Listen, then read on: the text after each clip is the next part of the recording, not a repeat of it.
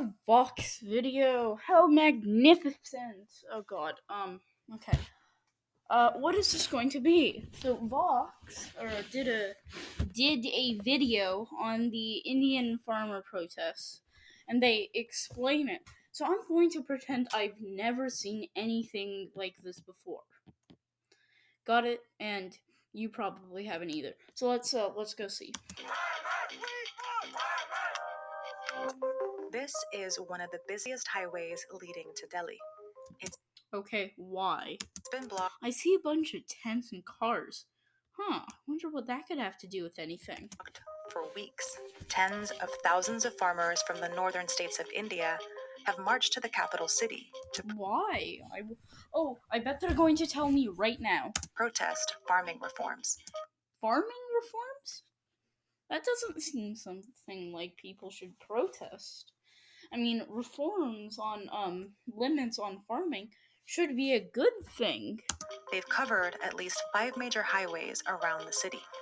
The police met them with tear gas and water cannons.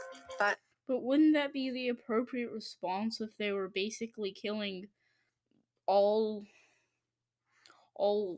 commerce or any sense of an effective economy?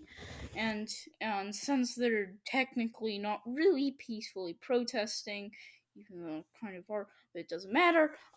It's fine. It's a bit extreme, but sure. Yeah, I get it. But they made it through and have now set up camp in and around Delhi. We've got rations for 6 months. People at home support us and want us to stay determined and not turn back. We will carry out our protest peacefully. It will take another 6 months or a year. We have no problem. If they want us to send us back tomorrow, we'll go back. But we are prepared for a long time. You can see we have makeshift roofs on our trolleys. This is all happening because Prime Minister Modi's government has passed new farming laws that will change how the... Okay, I see like a bunch of people with like straw hats on. I'm assuming those are farmers, and I see a market and like some sort of boot. I wonder what that could be. Agricultural industry has worked for decades.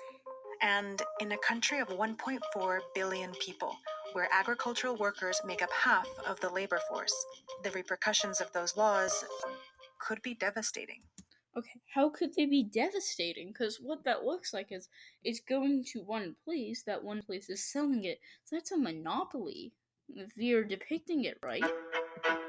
In the 1960s, India, a recently independent country, was struggling to produce enough food for its citizens. A string of droughts made things worse, causing devastating famines. Well, you didn't say why. So the government stepped in to modernize farming and increase... Oh, it was because they weren't modern. The food supply in what was called the Green Revolution. They brought in U.S. advisors to help boost the production of rice. Capitalism. And wheat. Together, they ended up overusing chemical fertilizers, pesticides... Oh, so the U.S. didn't tell them, hey, you shouldn't do that. ...and irrigation, causing large plots of land to become infertile. Many crops suffered. Some nearly disappeared. But rice and wheat production soared. Oh, thanks, Vox. Thanks for the commercial. Yay. Okay, let's continue. And soon, India went from having a food crisis to having a food surplus. Oh, that seems like a good thing. I wonder what could have caused that. It was in this context that India also developed a nationwide food marketing system to... Why would they... That seems like a very risky system that could be easily exploited to gain large amounts of resources, and even if it was, it could just be, it could also just be bought up by a major corporation on either side. So let's see what Vox has to respond. To ensure fair prices. Ensure fair prices? Complex system, and it differs from state to state, but here's one way to understand it. It starts So it's not nationwide. with farmers bringing their crops here to wholesale. Well, no, that especially now seems risky because the company could, let's say, a company is one farmer, so the company makes enough farmer to buy out another farmer. Now they get twice as much money, and one farmer is around the same, right? Got it? So then, well, they keep gaining money and gaining money and gaining money, or something like that. Wholesale markets, locally known as mundis. The farmers then sell those crops to traders through open auctions with transparent pricing. Prices Transparent pricing. Auctions pricing not the most transparent. can also be informed by the minimum support price, or So you can't just outprice someone? MSP. That seems bad. Because eventually you'd find a price where you'd be making the maximum amount of money while still being a better price than your competition. A government price for crops like rice, cotton, wheat.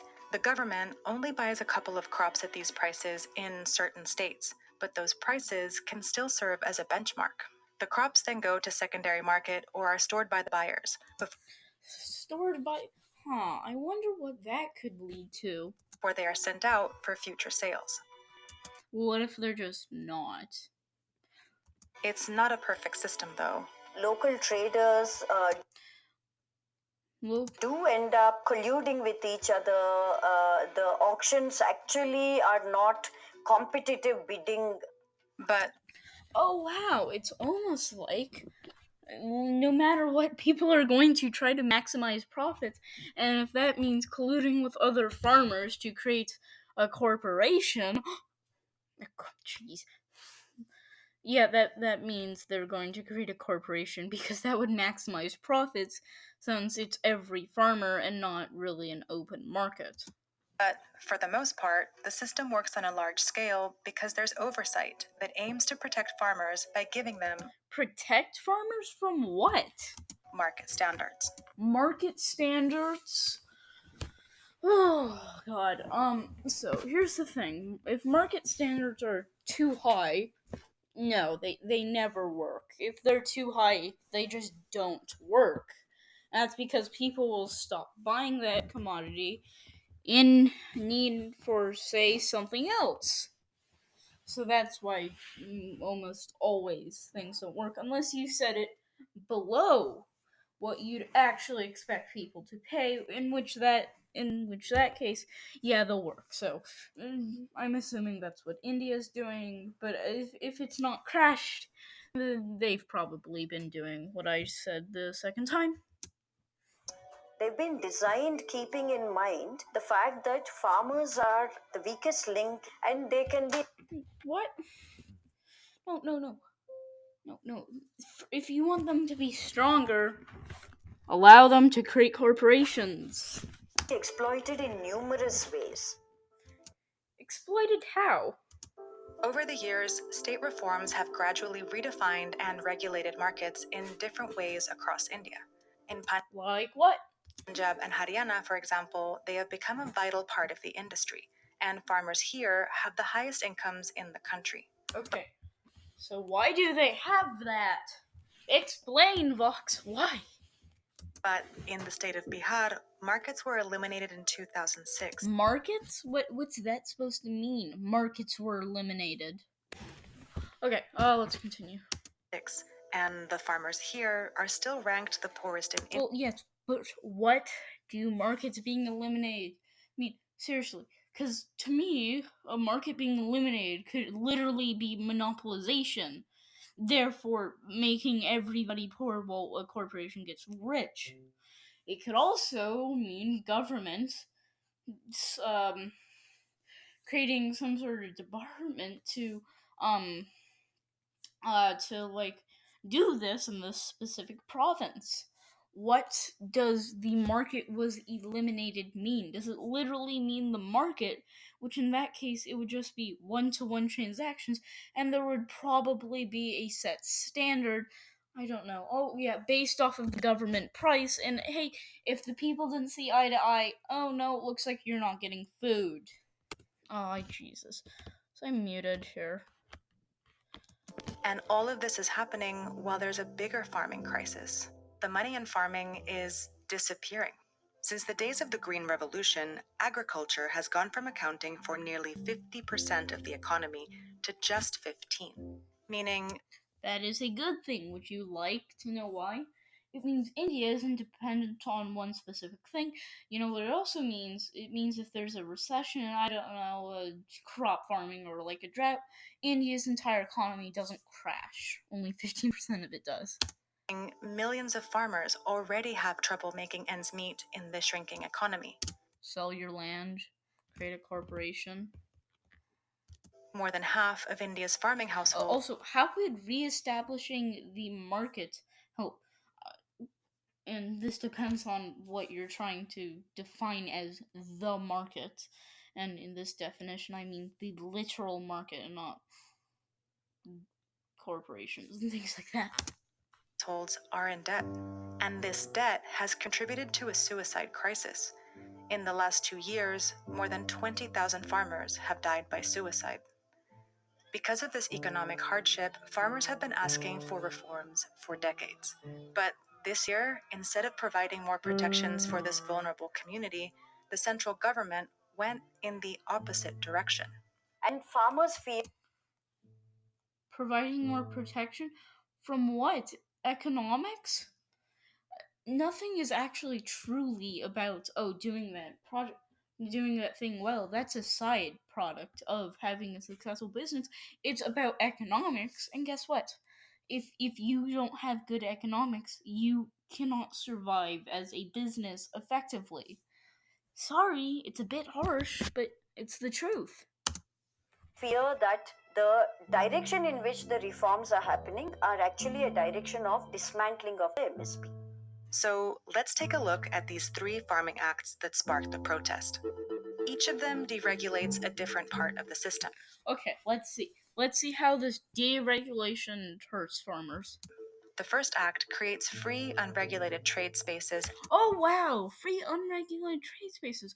And well, what's stopping a farmer from just not selling there? Oh, nothing? Oh, it's a choice. So let's say a farmer, has excess stock and doesn't want to go through the entire market system and has a client that says, I don't know, needs around I don't know, around almost all of their stock. Oh yeah, it's one of those ideas that actually does kind of work and is actually a good idea for both sides. Outside the markets. The laws in these spaces would override wholesale market rules. And although a lot of trade takes place outside already, Oh wow, a lot of trade already takes place outside already, therefore making it kind of legal. I don't know what the legality of this. I'm not an Indian lawyer. Um but wow, almost like this actually won't affect anybody very much. what happens in the markets remains a benchmark across the industry. But this act will create 2 parallel markets with very different rules, one with oversight and another that creates room for big corporate players. And there's already not room there. As you already said, there's collusion between farmers. What do you think that is? Oh, it's just them trying to get a better price and not merging together to create a super farmer. Players to come in unregulated. And in this dual market So there's no. structure, Okay, let me see here. We have established business, right? It has plenty of money to waste, right? It's already successful. It got successful somewhere else. So it then just goes into the food industry and I don't know, buys out like 2 restaurants that need something.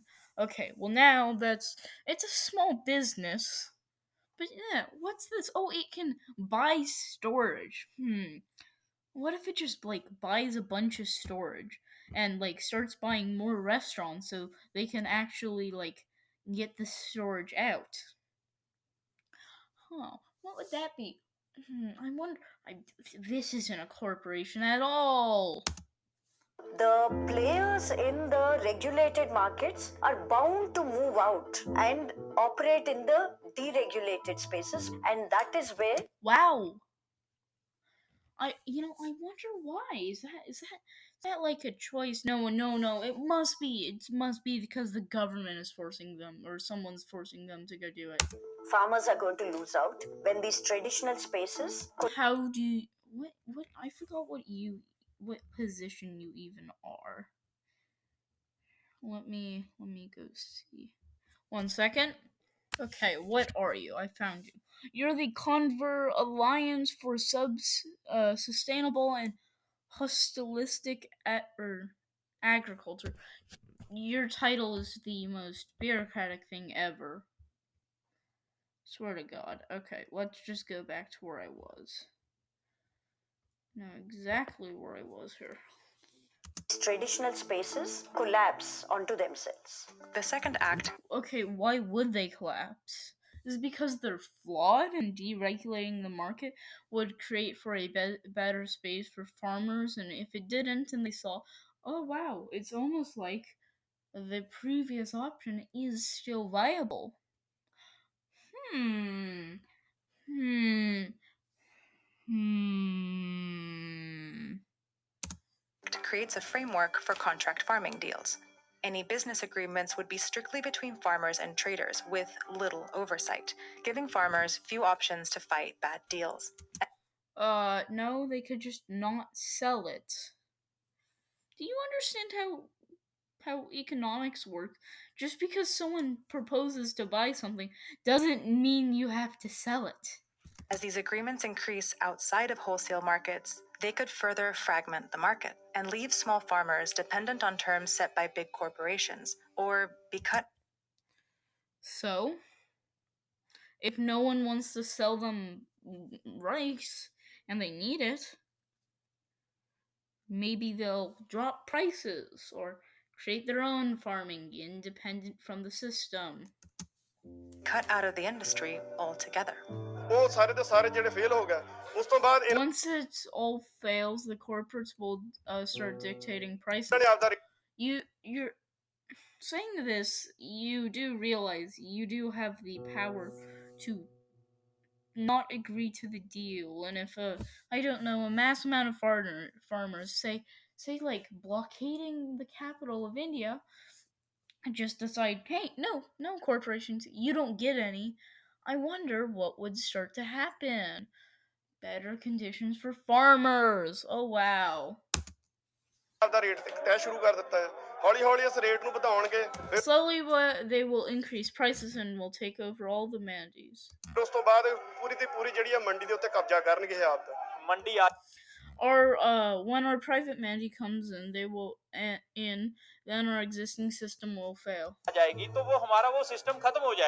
The third act affects a different part of the chain. It eliminates the storage limits previously set by the government. Oh, so there were storage limits. So what if they just had secret storage? To control prices. Unlimited storage means that anyone with enough money can stock up. The problem is, without oversight, they can also start dictating prices. Altogether, the three acts invite big players into a fragmented and deregulated. So you're telling me they created a system open to corporations, and then they tried to go fix it by not allowing people to gather materials, or so many materials, and then now they're deregulating. Also, who says, okay, they show a picture of like their local trade market thing, but then they show like their storage in a market with no lines going to them. I wonder where all these like buyers are from. I wonder what they're going to do. Oh, storage and markets. Market that could lead to volatile prices for farmers. And if the prices are too high, guess I'm just gonna go switch to another farmer or too low. I'm just going to go switch to another farmer or tradesperson. Oh wow, almost like it's a win-win situation. Prices are, well, higher for the farmers because, hey, they're the one who gets to say yes or no. And everybody's happy except for the corporation. And by deregulating the markets, the government has also put out a message in the same breath, essentially saying that they think farmers don't need any protection anymore from the government. No protection. Well, yeah, they do, because they're all idiots and don't understand how. Okay, they're all idiots is a bit hard, but the majority of the people that Vox interview don't understand how economics work at all. Neither does this person, or to the fullest degree. And I'm not claiming that I know the best, but I do know a lot about markets. It's my specialty, along with every other thing I specialize in. Government. Withdrawal 3 anti-farmer acts. On June 3rd, 2020, when the government announced the farming reforms, it didn't take long for the impact to be felt on the ground. Wholesale markets are Wholesale markets. Wholesale. So the ones that would be directly effective and lose sources would be down because there would be more private sales. around the country have already seen fewer Oh wow, fewer crops, private sales. crops arrive in their market yards. In the state of Madhya Pradesh, more than 40 markets have lost business. Trading has moved out of regulated market spaces, and it is not as though good prices are being fetched by farmers. And this is the context in which farmers' anger has to be understood. They didn't get what they wanted, and what was thrust down upon them is very different from what they were asking for. कि किसानों को इस कानून की जरूरत नहीं थी, इस कानून को रद्द किया जाए। और जो हमारी मीटिंगें हुई हमारे नेताओं के उनके साथ, उसमें एक बात Why would you? Oh, even in our meetings with the lawmakers, we feel cheated. होते हैं वो छल करते हैं। इन्हां दे विचों ਅਸੀਂ We've learned from our ancestors. We are teaching our future generations. ਇਹ ਚੀਜ਼ਾਂ ਸਿੱਖੀਆਂ ਆ ਸਾਡੇ ਗਾਂ ਆਉਣ ਵਾਲੀਆਂ ਪੀੜ੍ਹੀਆਂ ਨੂੰ ਵੀ ਅਸੀਂ ਬੱਚਿਆਂ ਨੂੰ ਵੀ ਇਹ ਗੱਲ ਦੱਸ ਰਹੇ ਆ ਕਿ ਤੁਸੀਂ ਆਪਣੇ ਹੱਕ that you should fight for your rights. And rights? What rights are you talking about? The right not to have private sales? Because that's not a right. ਦੇ ਲਈ ਲੜਨਾ ਜਿਹੜਾ ਆ ਵਾਜਬ ਆ। ਇੱਕ ਚਿੜੀ ਆ, ਉਹਦਾ ਜੇਕਰ ਕੋਈ ਆਲਣਾ ਵੀ ਤੋੜਦਾ ਆ ਤੇ ਉਹ ਚਿੜੀ ਵੀ ਚੈਂ ਚੈਂ ਕਰਦੀ ਰੌਲਾ ਪਾਉਂਦੀ ਆ। Even when someone breaks the bird's nest, the bird makes noise.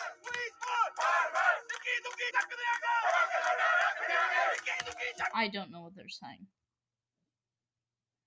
So yeah, there's Vox not understanding, well, very basic economics. Yeah, goodbye.